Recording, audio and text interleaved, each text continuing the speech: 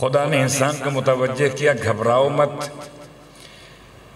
اللہ ایک ایسی قوم کو لے کر آئے گا، ایسی قوم کو لائے گا جس کی 5 صفات ہوں گی، اور ہم تو 5 سے کم پر بات کرتے نہیں، وہ الگ مسئلہ ہے۔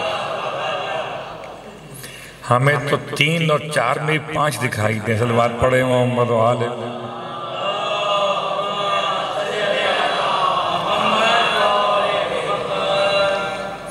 تو 5 صفات بیان اس آیت میں ہوئی ہیں، سورہ مائدہ کی آیت نمبر 54 میں۔ پہلی صفت ہے یحبہم و یحبونہ۔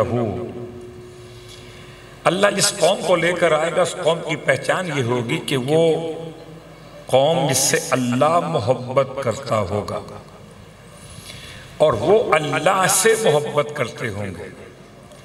یعنی محبت 2 طرفہ ہوگی، یک طرفہ نہیں ہوگی۔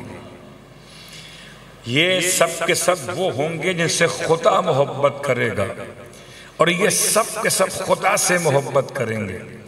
اگر یہ کوالٹی ابھی موجود ہوتی تو خدا کو الگ سے قوم کا اعلان کرنا نہ پڑتا۔ اگر سارے خدا سے محبت کرنے والے ہوتے تو کیا کہنا، پھر خدا کسی قوم کو لاتا ہی نہیں۔ اس کا مطلب ہے تمہارا مزاج اور ہے، جو قوم آئے گی اس کا مزاج اور ہوگا۔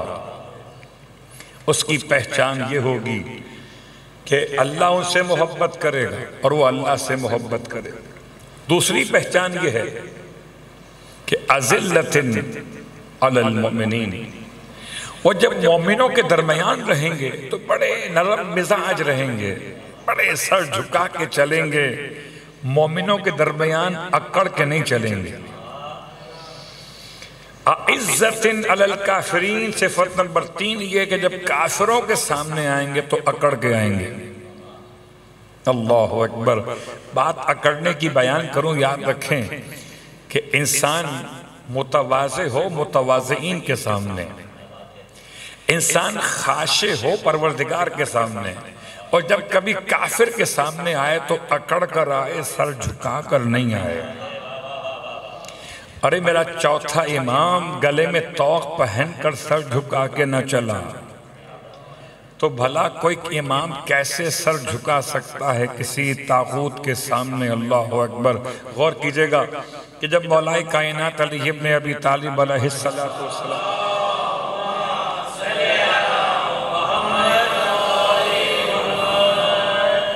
مولا جنگ خندق میں اس طرح سے چل رہے تھے کہ آپ کے ایک دستے مبارک میں عمر ابن عبدود کا کٹا ہوا سر تھا، اور ایک ہاتھ میں آپ کی ذوالفقار تھی۔ ذوالفقار سے بھی خون ٹپک رہا تھا اور سر سے بھی خون ٹپک رہا تھا، اور امام سر اٹھا کے چل رہے تھے تو بعض مسلمان دوستوں کو علی کی چال پر شکایت ہو گئی، اپنے حال پر نہیں ہوئی، مولا کے انداز رفتار پر ہوئی کہ کیسے چل رہے ہیں۔ تو جا کے شکایت کی اللہ کے رسول کی بارگاہ میں، یا رسول اللہ آج تو ایسا لگتا ہے جیسے علی کو تکبر ہو گیا۔ کیا مطلب؟ کہ علی ایسے اکڑ کے چل رہے ہیں جیسے کوئی متکبر انسان چلا کرتا ہے۔ تو کیا خیال ہے اے مسلمانوں، کل ایمان بن کر کل کفر کے مقابلے میں جائے تو کیا سر جھکا کے جائے گا؟ عجیب بات ہے، کل ایمان بن کر جا رہے ہیں، اور عجیب بات ہے جب تک گئے نہیں تھے تو تب تک تو یہ تھا کہ عمر ابن عبدود نے اپنے ہاتھ کے خنجر کو رسول کے خیمے پر مارا تھا، اور خندق عبور کر کے وہاں تک پہنچا۔ کس نے خندق کم کھودی تھی وہیں سے مسئلہ خراب ہوا، یہ پہنچ گیا، اس نے بے ادبی گستاخی کی، خیمہ رسالت معاب کی، اور اللہ کے رسول کے الفاظ بدل گئے۔ فرمایا من لہذا قلب، کون ہے جو اس قلب کا مقابلہ کرے؟ تو قلب کہہ کر اللہ کے رسول نے سمجھا دیا کہ یہ انسان کہلانے کے لائق نہیں ہے۔ کیا مطلب یا رسول اللہ؟ کہ جو خیمہ رسالت پر حملہ آور ہو، اب خیمہ رسالت ہو، بارگاہ رسالت ہو یا معدن رسالت ہو، یاد رکھیے گا جب بھی کبھی کوئی حملہ آور ہوا تو اسے رسول خدا نے انسان نہیں سمجھا۔ رسول انسانوں کے لیے رحمت بن کر آئے تھے، کتوں کے لیے تو نہیں۔ اللہ اکبر، سخت ترین جملہ اللہ کے حبیب۔ اور یہ عجیب بات، اللہ کے رسول نے جب اعلان کیا کون اس کے مقابلے پر جائے گا تو کوئی تیار نہیں ہوا جانے کے لیے سوائے مولا کائنات کے۔ مولا کائنات ایک بار اٹھے پھر بٹھا دیے گئے، پھر اٹھے پھر بٹھا دیے گئے۔ اور جب آپ چلے تو اللہ کے رسول نے یہ نہیں فرمایا کہ آج شیر اسد کلب کے مقابلے میں جا رہا ہے، الفاظ ہی بدل دیے۔ اب علی کو اسد نہیں کہتے، اب اسے کلب نہیں کہتے۔ جب تک کوئی اور انسان اس کے مقابلے پر جاتا تو وہ کلب تھا، تو ہو سکتا ہے وہ انسان شیر بن جاتا۔ جب مولا کو روانہ کیا تو مولا کو اسد نہیں کہا، اب اسے کلب نہیں کہا، الفاظ ہی بدل دیے کہ یہ کل ایمان ہے وہ کل کفر ہے۔ مولا کیوں ایسا کیا؟ اس لیے کہ اگر اسد کو کلب کے مقابلے پر بھیجتا تو لوگ کہتے اسد نے کلب کو مار بھگایا۔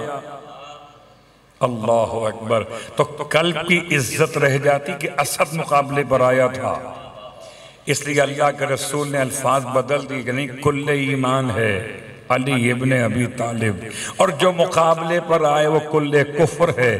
اب چاہے کسی سواری پر بیٹھ کر آئے، کسی طرف سے نکل کر آئے، صلوات پڑھے۔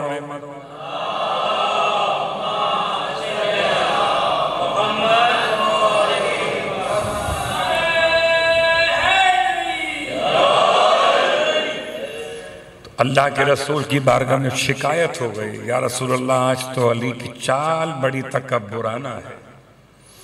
آپ نے ارشاد فرمایا اگر کسی نے یہ دیکھنا ہو کہ جنت میں جنت کے جوانوں کے سردار باغات میں کیسے چہل قدمی کریں گے، آئے علی کی چال دیکھ لے۔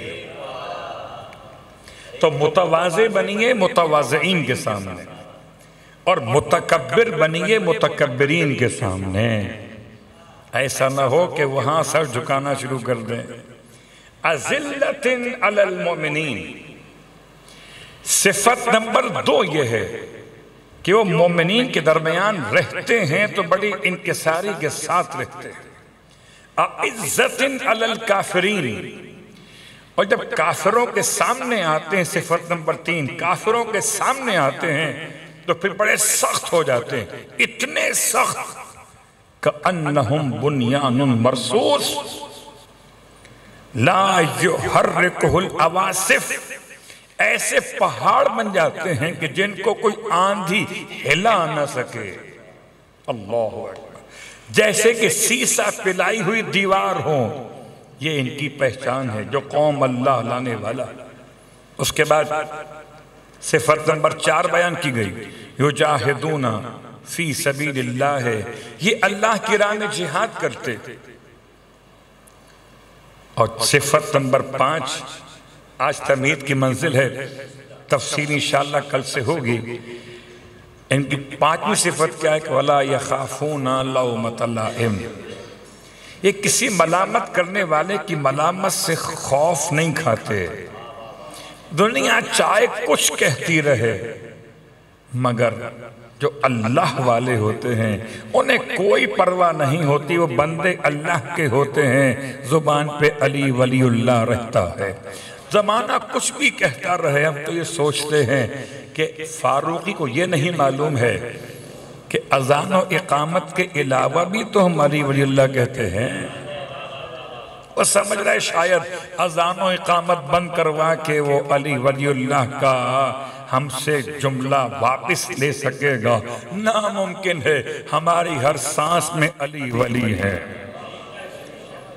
اتنا ہی کافی ہے۔ غور کیجئے گا کہ دشمن نے تو اپنے طور پہ سمجھا کہ جیسے زیارت عاشورہ رکوا دی گئی، ایسے شاید یہ کلمہ بھی رکوا دے اذان و اقامت کے اندر، لیکن یہ بھول گیا کہ یہ کلمہ ایسا ہے جس پہ سارے ایک ہو جائیں گے۔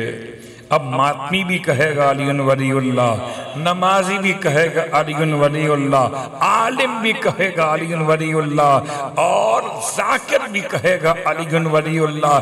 ہم بکھرے ہوئے تھے، ہمیں جمع ہونے کا موقع مل گیا۔ صلوات پڑھے محمد۔